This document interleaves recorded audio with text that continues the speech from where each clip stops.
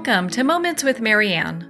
I'm so delighted we're spending this time here today. We have a very inspiring show coming right up with special guest Linda Graham, and she's here today to share with us her new book, Resilience: Powerful Practices for Bouncing Back from Disappointment, Difficulty, and even Disaster.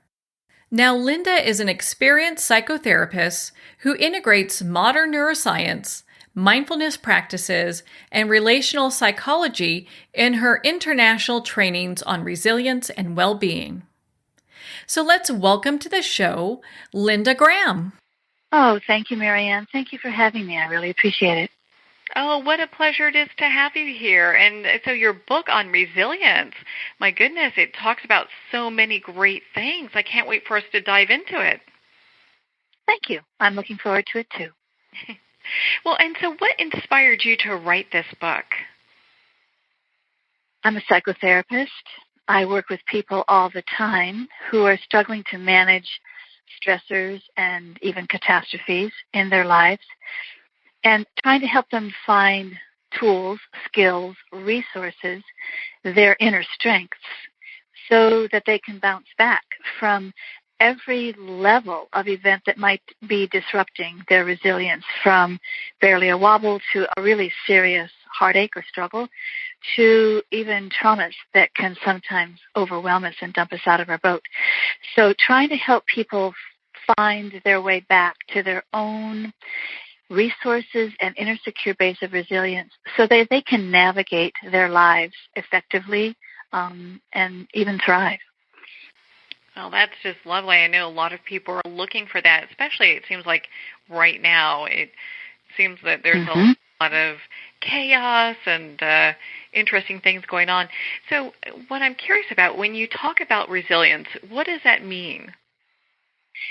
So traditionally, resilience has been thought of as traits of being able to have grit, determination, survive, endure, the will to endure. And we're learning that resilience really has three components to it. There's the severity of the external stressor, the seriousness of what someone is having to deal with externally, whether that's a car accident or the loss of a loved one or the loss of a job, the loss of health. Then there's also the inner resources that people have. Do they have inner strengths of determination, patience, focus, and then also what external resources do they have in terms of friends and family, financial resources, medical resources, logistical. So those three factors tend to really influence how well someone will be able to cope with a stressful event. I'm focusing on the neuroscience of resilience, how patterns that we've encoded in our brain from early on impact or strengthen or derail our resilience, and how we can learn to create new patterns, rewire the old patterns, begin to trust our own wisdom and intuition so that people can cope more skillfully, more effectively, more efficiently. Well, and so it sounds like this is something that can be taught, which I'm sure a lot of people are probably a little relieved to find out about that. You know, I do teach that given evolution, that we all have inherited basically the same human brain, and given temperament, there are genetic factors, and given our family of origin conditioning, the experiences that we have early on that teach us to cope or not to cope, and given the norms and values of our culture and our society, who we are and how we cope is not our fault. That can be a tremendous relief to people. And then I teach, because of the neuroscience, because of the capacity of really our brains being able to change and learn and grow lifelong, who we are and how we cope becomes our responsibility. And so what I emphasize in the book Resilience is that we have a choice. We actually make choices all the time. I use this quote, catch the moment, make a choice. Every moment has a choice, and every choice has an impact. So that as people are facing whatever situation they're facing, to become aware of what's happening and aware of how they're reacting to what's happening, and to begin to be able to make choices to respond differently. In order to do that, people need to feel safe in their own nervous system, in their own body brain. So there are tools of body-based somatic intelligence to help people regulate their own nervous system, not too revved up, not too shut down. They can come back into what's called the range of resilience, the safe zone. And then also to be able to manage emotions, to be able to relate to people with trust, to be able to relate to themselves with trust, and then to be able to reflect on their experience and see what the options are and make wise choices. So the book really offers a program of exercises for people to strengthen the various skills that will allow their brain to learn the best. Well, and I found your book to be extremely useful, and I think that's great advice to catch that moment, to really, it makes people pivot from maybe being reactive to really looking at how can I, face this differently. You're exactly right. It's that pivot moment, and I'm trying to provide tools that allow people to make that pivot, that turn, more skillfully and more quickly. Mm-hmm. Well, and so how does resilience develop in the brain? Because you said earlier, if we're not as resilient, there's some hope there because it's not really our fault because, we've got genetics and different things at play. So how does it develop in the brain? So resilience develops early on in interactions with our caregivers. That's how everything develops in the brain. And we learn to be resilient not only from the role modeling of people around us, if parents and siblings and teachers and coaches are resilient, but also by those people seeing us as resilient, being able to perceive and validate the moments when we actually are able to face and cope with something. So we get both the external role modeling and we get the internalization that we are resilient people or that we can learn to be resilient. So a lot of that is just the basis of secure attachment, an inner secure base of resilience, where the developing child feels seen, understood, cared about, that they are of value, of worth, that they are important, and that they have capacities, that they can learn and grow.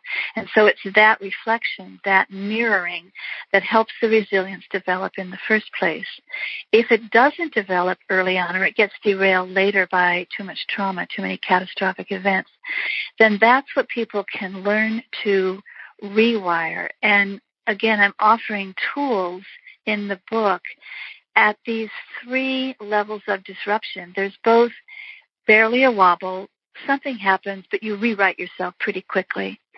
When there's a more serious heartache or a struggle, and you really have to use many different tools in your toolbox to be able to come back to center, to come back to that range of resilience. And then when there's too much, there's too many events, one right after the other with not enough resources to cope. And so how we can actually find that ground again, which may take more time and it may take more resources. But what I'm trying to encourage people about and give people hope is that these tools, when we learn to be resilient, can help us cope with anything at all, so that we really can navigate our lives with some sense of success, thriving, and flourishing. Oh, that's so important, and my goodness, because, it seems like people do get hit like one after another, where everyone knows somebody that's gone through like a tough time, and then it seems to be compounded. And to be able to get to a place, where it's like, gosh, you can just walk through that regardless of what's happening. That's got to be a very freeing feeling. That's right. Well, it's an empowering feeling. People come to see themselves as resilient, as competent, and as able to learn more resources, more tools when they need to. So it's really very empowering. It helps people move from any kind of poor me, victim stance, these bad things always happen to me, to a more empowered, agentic, I can make choices, I can be in charge, I can learn. And that's what really helps people become more resilient. Well, in your book, you also talk about flexibility. And I'd like for you to explain, like, what do you mean as far as flexibility, and how does that play a role in all this? Okay, so in the book, I do talk about one particular structure of the brain, the prefrontal cortex, which is our higher brain. I call it the CEO of resilience. And that structure of the brain has many, many functions. It's what regulates the nervous system. It's what regulates our emotions. It's what helps us cohere a sense of self. It's what allows us to attune to our feelings and other people's feelings. One of the key functions of that structure is response flexibility, the capacity to shift gears, the capacity to have a larger perspective about what's going on. So these exercises strengthen the function of response flexibility in the brain so that new learning actually can take root and get encoded. We're not just stuck in old repetitive patterns. And we can actually discern when we need to change, when we need to learn something. So that response flexibility, being able to see different options, different choices, the bigger perspective, is a key factor in people being resilient, being able to learn new behaviors, change their minds, try something different, take new risks. Why does it seem that some people are better at being resilient than others? I think a lot of why some people can be more resilient than others is that early conditioning. They were validated and trained to be resilient early on. What disrupts people's resilience a lot is an accumulation of trauma, and there's more and more attention being paid these days to what's known as adverse childhood experiences. If there's been abuse in the home or addiction in the home or violence in the home, then that kind of trauma not only impacts the psyche, but it impacts the development of the brain. So when people have had any of those ACEs, adverse childhood experiences, then it's a lot more work to develop the resources and the skills to become resilient. So that's why in the book I'm trying to address people who have experienced trauma, because we need to be able to heal the trauma response in order to recover resilience.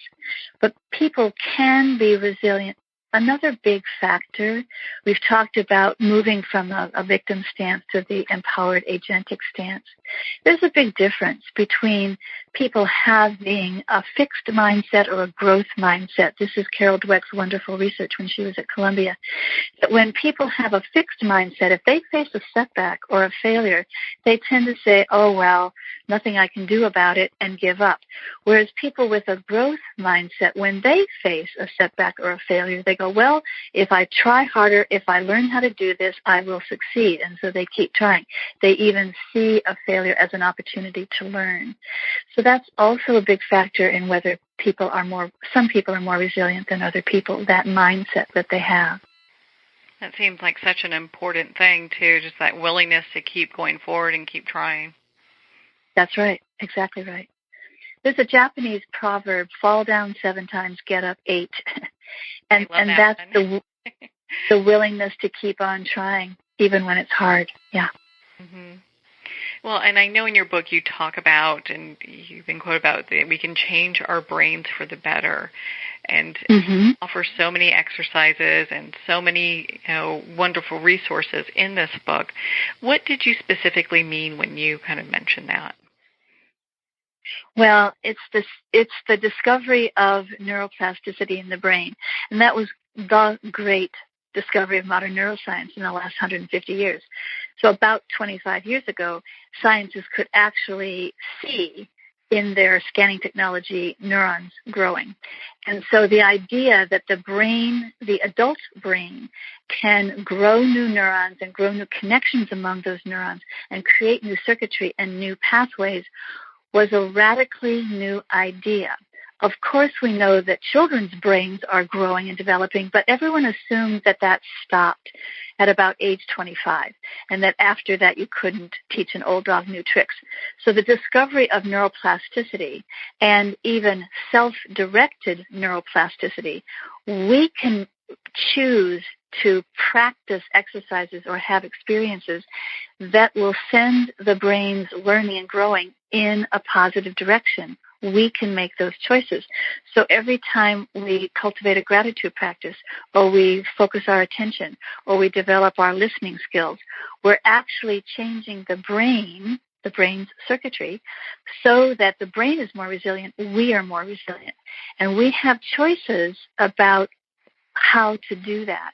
And that's what this book is about. That's what a lot of the modern neuroscience is teaching us. We have these choices. Well, your book offers so many resources and exercises that people can use to make those changes in their life. What is one that that kind of sticks out that you really like to use? Okay. So actually the first one I pretty much always teach is hand on the heart, because our response to any stressful situation always begins in the body. It may come to conscious awareness, but it always begins in the body. So anytime there's a startle or a distress or a worry, I have people put their own hand on their heart center, so they can feel the warm, safe touch of their hand on their heart. And then to begin to breathe more gently and slowly and deeply into the heart center. That activates the parasympathetic branch of the nervous system, so we begin to calm the body down. They can breathe in a sense of ease or goodness or peace into the heart center, and that helps restore the heart's coherent heart rate variability. So that allows the body to respond more flexibly to a stressor. Then the next thing we do is remember a moment, just one moment, when you felt safe and loved and cherished with another person. Not the whole relationship, but just one moment when you could experience that sense of safety and ease and feeling loved and cherished. And you focus on that moment. It could be with a partner or a child. It could be with a friend or a therapist or a coach. It could be a spiritual figure. It could be a pet. Pets are actually really good for this. But you remember this moment of feeling safe, and you let that feeling of safety wash through your body. What's happening is when you remember that moment of feeling safe, you're activating the release of oxytocin, which is the hormone of safety and trust, and it's the brain's direct and immediate antidote to the stress hormone cortisol. So you're immediately bringing down your blood pressure and restoring a coherent heart rate. The body is relaxing, and from that place of safety, that range of resilience, you can begin to discern what your options are. So because it's almost an automatic reflex, if we're facing a startle, to put our hand to our heart, we just go, ah, and put our hand to our heart. It's actually a very intuitive, wise thing to do, because we begin to calm the body down.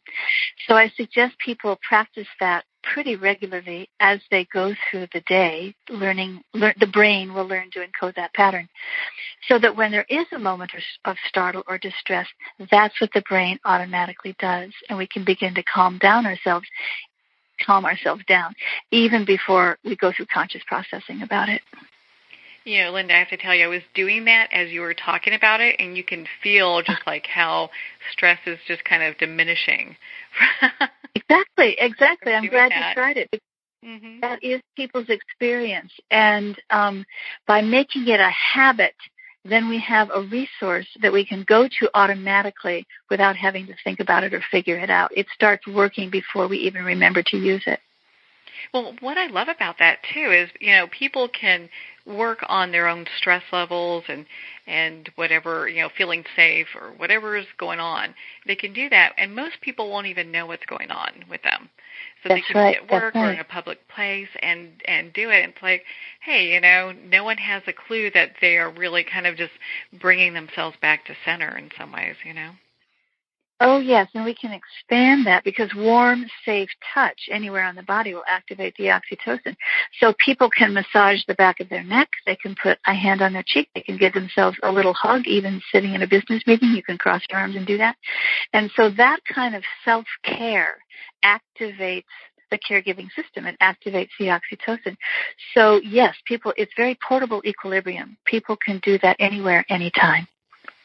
Which is fabulous because we live in a society where it feels like people are so disconnected and feeling so alone. Mm-hmm. Be able to do these practices, when you're, in public places can really kind of help bring you to another level.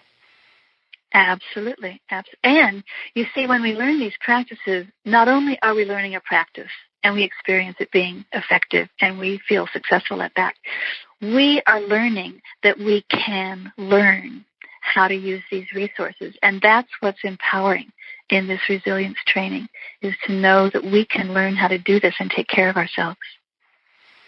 That's so important. Well, and know that you also share in your book, your book was filled with so many great things. Of course, we're not going to cover it all, but you share in your book, ways that we can care and nurture our brain. And I just wanted to see if you wanted to share one or two of those with us. Sure. Well, these days, more and more people know the absolute requirement, really, of exercise, good nutrition, and sleep to take care of the brain. Those are the big three, and we would ignore them at our peril. So people getting regular exercise, good diet, good night's sleep. In addition to that, the brain grows by learning something new, and especially things that are complicated, that require an integration of various parts of the brain. So learning to play a musical instrument, or learning to speak a foreign language, or learning to play chess. And when we learn something new, it's not just memorizing facts, it's learning new procedures.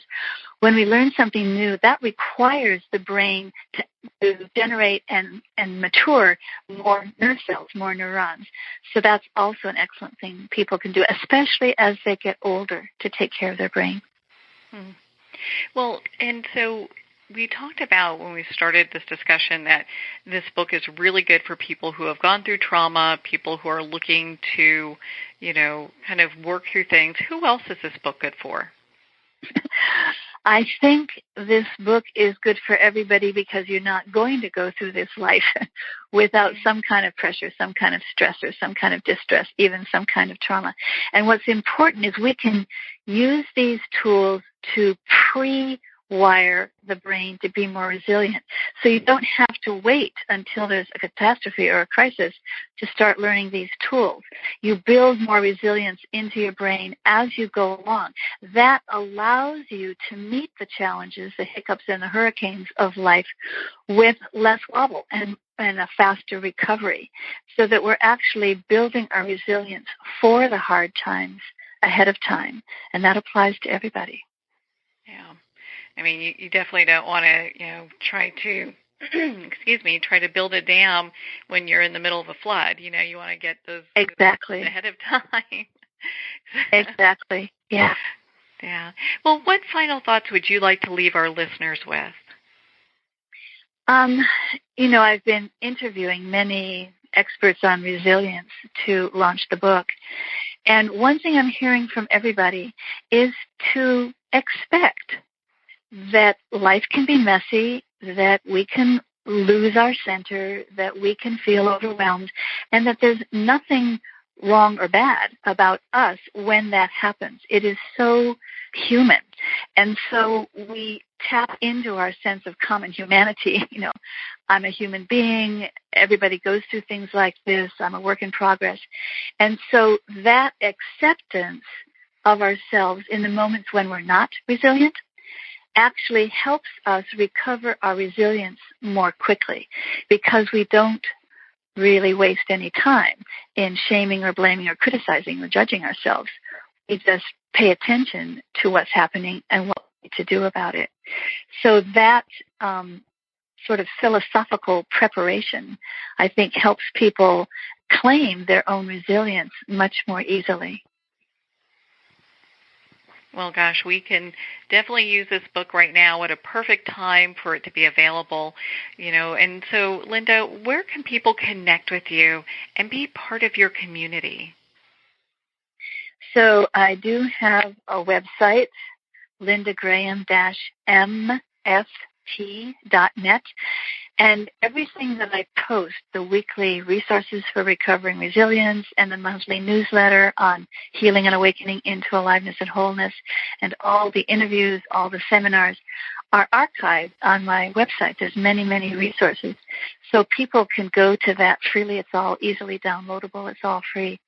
And I actually like networking with other people and making other people's resources available as well. So I do that in my weekly posts. I'm offering links to other resources about dealing with stress or about dealing with difficulty so that people have a broad range of resources to draw on. So again, that website is lindagraham-mft.net. Oh. Well, Linda, thank you so much for taking the time to be on the show with us today and talk about your book, Resilience. Thank you very much for having me, Marianne. I actually enjoyed this. Well, thank you so much, Linda. It has been such an enlightening discussion to talk about your new book, Resilience, Powerful Practices for Bouncing Back from Disappointment, Difficulty, and even Disaster. Resilience is available at Amazon, Barnes & Noble, and of course, all indie bookstores. If they don't have it in stock, you can just ask for them to order it. Well, we're at the end of our time today. I would like to thank everyone for tuning in. You've been listening to Moments with Marianne. And remember, make every moment count.